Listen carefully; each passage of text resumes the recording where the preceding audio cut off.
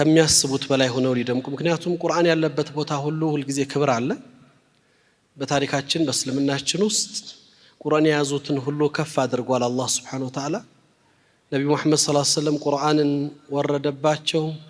ከነቢያቶች ሁሉ የነቢያት ከፍታን ይዘው ሰይዱ ነብይን ወልሙርሰሊን ሆኑ ጅብሪል አለይሂ ሰላም ቁርአንን አወረደ የቁርአኑ መልእክተኛ ሆኑ ታላቁ መላእክት ረመዳን ቁርአን ወረደበት ከወራቶች ሁሉ የላቀ ወር እንዲሆን ሆኗል ሁላችንም እናቀው ለንኖረው ለናስበው የሚገባኒ አጭር ነገር ነው ላነሳም ወደው እንግዲህ ከቀረበው ሐሳብ አንፃር የንጋት ደጃፎች ዛሬ ነገሮች ሁሉ የጨለሙ በሚመስልበት ጊዜ ነገራቶች በየአቅጣጫው ፈተናዎች በበዙበት ጊዜ እንደ ኡማ እንደ ማህበረሰብ ተስፋዬ በቁረጥ